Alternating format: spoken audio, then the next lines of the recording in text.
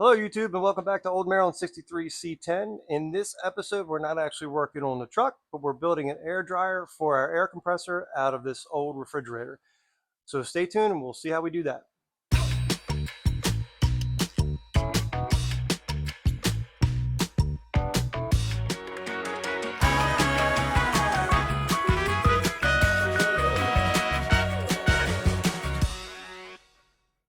Okay, so we're going to get started working on our air dryer for our air compressor. Again, next up for the truck is hopefully getting it blasted, and then I want to put epoxy paint on it right away. And again, I need to be able to dry my air out to be able to paint the truck.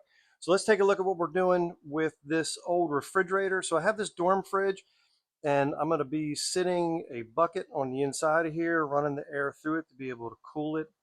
The pieces and parts I have a couple pieces of spare 3/4 inch pipe. Um, some of it's the thin wall stuff, so I probably won't be using the thin wall. I have some thick wall copper, which I'll use. I might need to get another short stick of it because I don't know if I have enough to do all my connections. Of course, I have the bucket that's going to sit inside, just some old bucket I had. I did have to buy a 3/4 inch coil of copper that's going to basically coil down inside the bucket to cool the air. And then I've got a bunch of random fittings to be able to connect everything up. So I have a 3/4 inch filter, hopefully should be here today, or I should say water separator, but should be here today. And I'll be able to hopefully get the fridge set up, and then we'll get it over by the compressor. And I think I still need some parts for that, but we'll get started working on this air dryer. And I guess full disclosure, there are a ton of videos on YouTube of people doing air dryers for their compressors. And I will say that I got this idea from somebody off of the Chevrolet Truck Forum.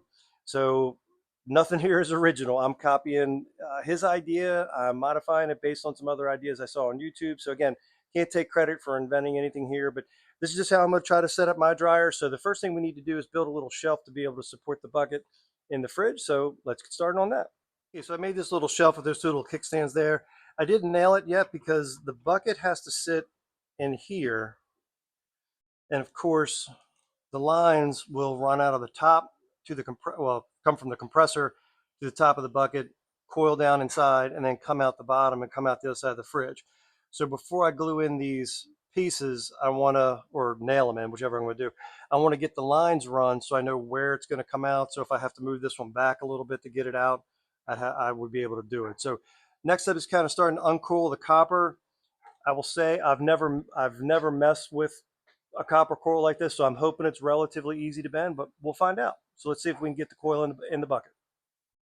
Okay, so right now I'm just kind of using the bucket as the form and just kind of twisting it a little bit more each time around. I'm doing it around the outside of the bucket just for ease, and I'm hoping once I get it cooled around, I'll be able to put it in the bucket and just kind of shrink it down a little bit more to get to the inside. So we'll see if that works, but right now I'm just using, like I said, I'm just kind of going through using the bucket to kind of form it. It's it's flattening the copper a little bit, but I don't think that's going to matter. It's not kinking it anywhere, so I think we'll be fine.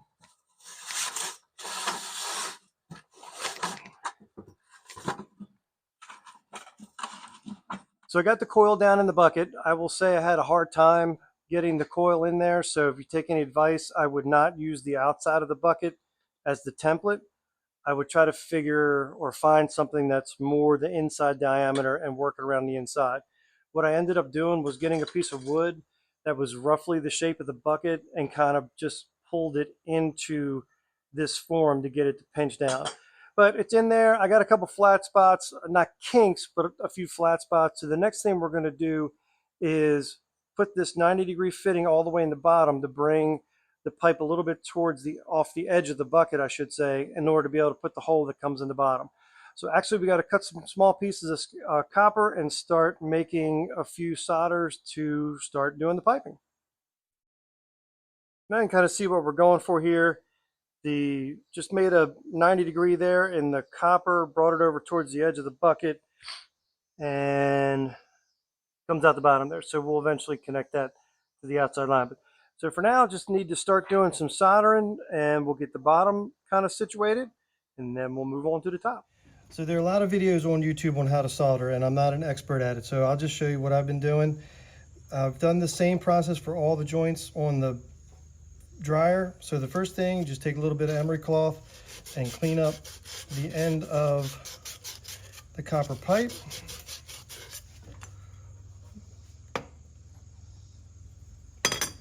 And then take a wire brush. This is a specific tool for it, but any wire brush, and just clean out the inside of the fitting. So it's shiny. And I guess I should also say I deburred the inside of the cut with this tool, cleaned out the inside of the pipe before I started doing that. So I am using tinning flux, which has a little bit of tin mixed into the flux, and it's supposed to give a stronger joint.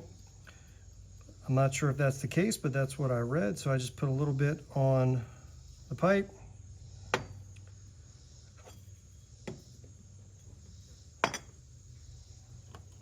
And then a little bit inside the fitting.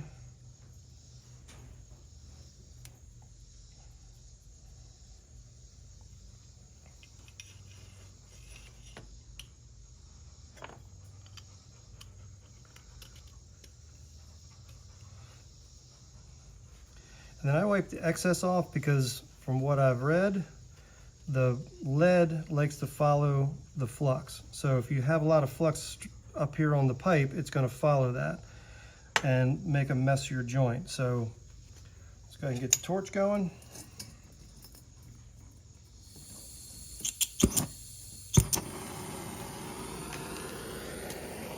And I start by heating the backside of the joint.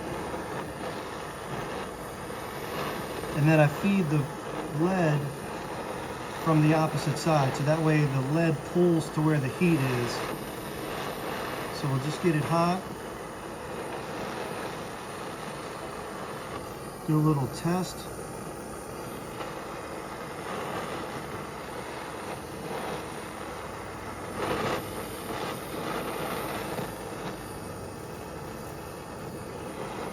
And just keep heating it until the lead wants to, or the solder wants to pull into the joint.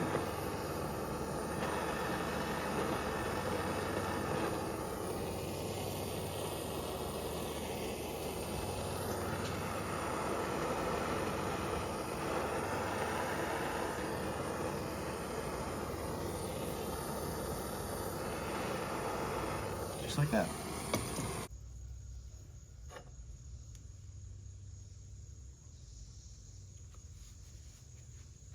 Just wipe off the outside of it. You can take emery cloth and polish it a little bit. It's cooled a little bit down to be able to run through.